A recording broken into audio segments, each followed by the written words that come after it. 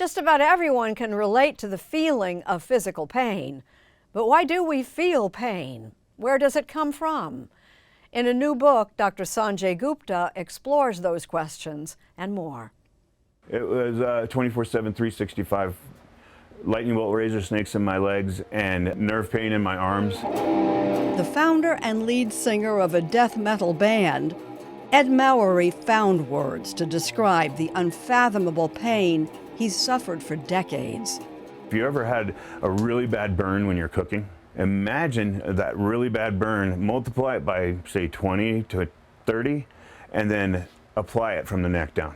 And on top of that burn was the lightning bolt razor snakes in my legs and the crazy nerve burn in my arms. So it was several different kinds of pain at once. It's a rare condition affecting 200,000 people in the U.S. It has a name, Complex Regional Pain Syndrome, CRPS. But doctors could find no cause for it. There's nothing to point to and says this is why it's hurting. So it was just a sort of unrelenting pain. Dr. Sanjay Gupta, best known as chief medical correspondent at CNN, is a neurosurgeon and an author. His latest book, It Doesn't Have to Hurt, explores the mystery of pain, mundane aches and pains, or excruciating pain like Ed Mowery suffered. In a CNN documentary, Dr. Gupta and Ed Mowery meet. I'm able to tell you exactly the number of my pain. A lot of Americans are hurting. The CDC says approximately 20% are in pain. And while writing the book, one of them was his mother. 83-year-old Damayanti Gupta had a fall right outside her front door.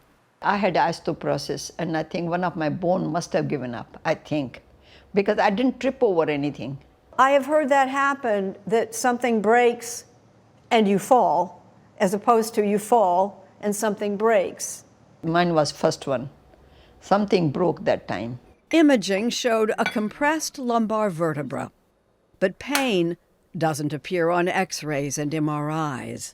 You know how they ask you, doctors, tell me from a scale of 1 to 10, what is your pain? I would have said 100. 100. Pain you don't really realize till you have it. I never realized that pain can be that terrible. You don't want to even live anymore. I don't want to live anymore. Coming from my mom, obviously, it's really painful to hear. But also this was someone who never complained about anything. So you knew, you had a sense of just how significant an impact this was on her. Spinal surgery successfully repaired the injured spine, and immediately the pain went from 100 to about 3. As a brain surgeon, Gupta sees patients in pain every day, but has personally experienced serious pain when he was a kid who thought he could vault over a spiked fence. I don't know what I was thinking, but I didn't make it. And this spike from the fence went right through the back of my skin on the side and came right out the front. So I was essentially pinned and impaled on top of this fence.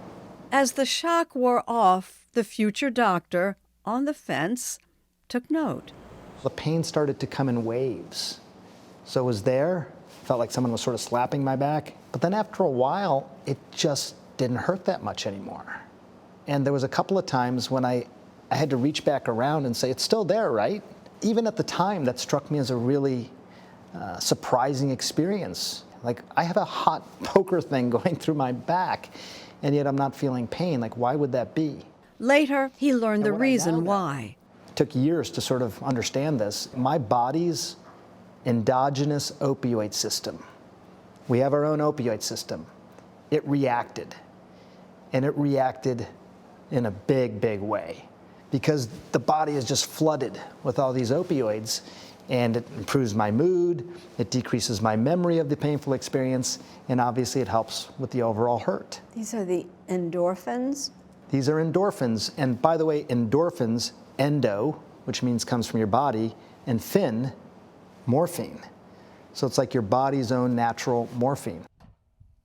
After years of suffering despite pain medications, including morphine, Ed Mowery joined a clinical trial at the University of California at San Francisco, which not only found the source of those lightning bolt razor snakes, but made headlines around the world. What was the source of the pain? The brain. It's hard to conceptualize. I realize this. But Ed is sort of this daredevil guy. He had a lot of injuries over his life. He had had a knee operation. And it was after that knee operation that for some reason his brain had taken the experience of his knee surgery and started to memorize it and got it a little bit wrong. So instead of saying, hey, your knee hurts, it just went into this hyper drive. The best metaphor would be something known as phantom pain. That's when someone loses a limb and then they still hurt, even though that limb doesn't even exist anymore. How can that happen? The brain. The brain is creating that pain. Why that's happening exactly, we're not sure. Mowery had volunteered for a study in deep brain stimulation and pain, and 3 rounds of brain surgery. I had nodes sticking out of my head, and I had 144 wires going to 2 computers, and I had a turban on my head. And I also had a lot more hair. And after weeks, they were able to draw this link between Ed's pain and these changes in the brain.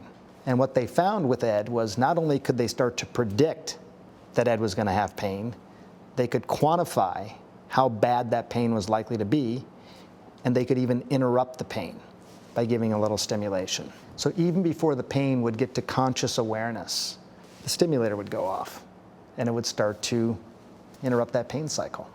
And Gupta predicts Ed's story is just the beginning. What these doctors were able to do, they were essentially able to put these probes all over the brain and just leave these probes in sort of to listen to Ed's brain. Even now, a computer can recognize his pain coming on and shut it off. It's been life-changing for Mowery, who spoke about the clinical trial at the National Institutes of Health. In the last 2 days of testing, the signals started working and killing my pain. I was beside myself. Though a small study, the implications for managing all sorts of pain are far-reaching. As Dr. Gupta explains, the brain is the source of every sensation of pain, from a paper cut to a broken vertebra to razor snakes. Did you know when you signed up for this what you were signing up for? Funny you asked that question, because when I first found out, I said, there's no way I'm not doing 3 brain surgeries. You're not going into my brain. No way. And then a year and a half later, I was in so much pain, I just didn't care anymore. You seem very comfortable when you describe this as your brain. It took me a while to wrap my brain around the fact that this is a brain disease. It took a long time for me to just say, oh, you know, this is actually all in my head. But it wasn't imaginary, it was real. Today, he's playing his music again and looking forward to touring internationally with his band. I never lost hope, because I knew something would come along to help me. And I think that's part of what got me through all this. It was my attitude towards the whole thing.